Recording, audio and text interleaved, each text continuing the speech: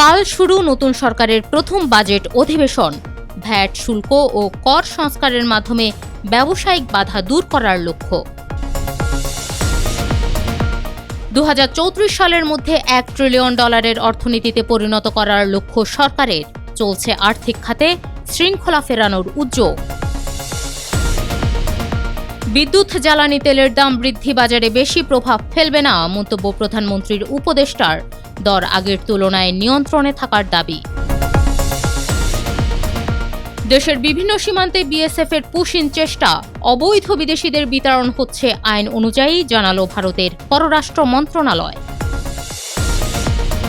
ইরানি drone ভূপাতিত করার পর গোরুক ও কেশম দ্বীপে যুক্তরাষ্ট্রের হামলা।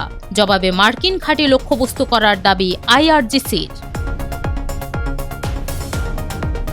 স্বাগত জানাচ্ছি দ্য বিজনেস স্ট্যান্ডার্ডের নিয়মিত আয়োজন টিবিএস রাত ৮টার সংবাদে। সঙ্গে আছি আমি বর্ণা দাস। দেখছিলেন সংবাদ শিরোনাম, এবার বিস্তারিত। আগামীকাল রোববার শুরু হচ্ছে ত্রয়োদশ জাতীয় সংসদের দ্বিতীয় অধিবেশন বা বাজেট অধিবেশন। এই অধিবেশন শুরু হবে বিকাল ৩টায়। ৬ জুন বিবৃতিতে এ তথ্য জানিয়েছে জাতীয় সংসদ সচিবালয়। এদিকে আসন্ন জাতীয় বাজেটে ব্যবসায়ীদের জন্য থাকছে বড় ধরনের স্বস্তির খবর। নতুন কর আরোপের পরিবর্তে ব্যবসা বাণিজ্যে বিদ্যমান বাধা দূর করার পাশাপাশি ট্রেড ফ্যাসিলিটেশনের উপর জোর দিয়ে একগুচ্ছ পদক্ষেপ আসতে পারে বলে আশা করা হচ্ছে।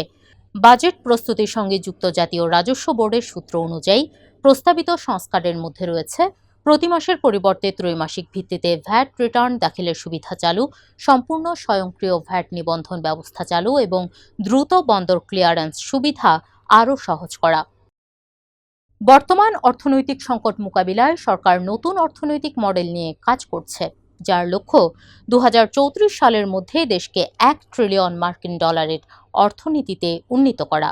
এ লক্ষ্য অর্জনে বিনিয়োগ বৃদ্ধি, প্রশাসনিক সংস্কার ও কৃষি খাতের দীর্ঘমেয়াদী রূপান্তরের ওপর জোর দিয়েছে সরকার। ৬ জুন রাজধানীর সিরডাপ আন্তর্জাতিক কনফারেন্স সেন্টারে আয়োজিত এক গোল টেবিল আলোচনায় এসব তথ্য জানান প্রধানমন্ত্রীর অর্থ ও পরিকল্পনা বিষয়ক উপদেষ্টা অধ্যাপক রাশেদ আল মাহমুদ তিতুমির। তিনি বলেন, অর্থনৈতিক প্রবৃদ্ধির সুফল যাতে সমাজের সব স্তরের মানুষের কাছে পৌঁছায়, সেই লক্ষ্যকে সামনে রেখেই তৈরি করা হচ্ছে নতুন অর্থনৈতিক কাঠামো। বিদ্যুৎ ও জ্বালানি তেলের দাম বৃদ্ধি বাজারে খুব বেশি প্রভাব ফেলবে না বলে আশাবাদ ব্যক্ত করেছেন প্রধানমন্ত্রীর তথ্য উপদেষ্টা জাহিদুর রহমান। ৬ জুন সচিবালয়ে তথ্য অধিদপ্তরের সম্মেলন কক্ষে বিদ্যুৎ ও জ্বালানি বিষয়ে জরুরি সংবাদ সম্মেলনে তিনি একথা জানান। বাজেটের আগ মুহূর্তে জ্বালানি তেল ও বিদ্যুতের দাম বাড়ানো কতটা যৌক্তিক? সাংবাদিকদের এমন প্রশ্নের জবাবে জাহিদুর রহমান বলেন, এ ধরনের সমন্বয় কোনো না কোনো সময় করতেই হয়।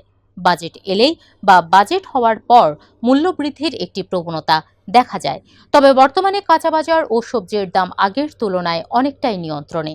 এছাড়া মূল্যস্ফীতির যে প্রবণতা ছিল সেখানে ইতোমধ্যে দেখা যাচ্ছে পরিবর্তনের লক্ষণ।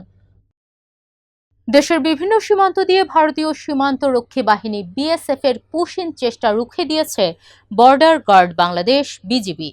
৬ জুন সকালে মেহেরপুরের তেঁতুলবাড়িয়া সীমান্তে ভারত থেকে ঠেলে দেওয়া ৬ জনের অনুপ্রবেশ আটকে দেয় বিজিবি।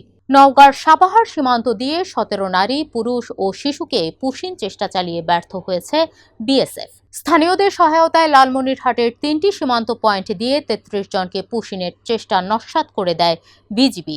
এছাড়া নেত্রকোনার কচুগড়া সীমান্ত, ঝিনাইদহের যাদবপুর সীমান্ত, তিস্তা ব্যাটালিয়নের আওতাধীন বড়খাতা সীমান্ত ও নীলফামারী পঞ্চগড়ের বড়বাড়ি প্রধানপাড়া সীমান্ত দিয়েও পুশিনের চেষ্টা করে ব্যর্থ হয়েছে বিএসএফ। এদিকে অবৈধ বিদেশিদের আইন অনুযায়ী বিতাড়ন করা হচ্ছে বলে জানিয়েছে ভারতের পররাষ্ট্র মন্ত্রণালয়।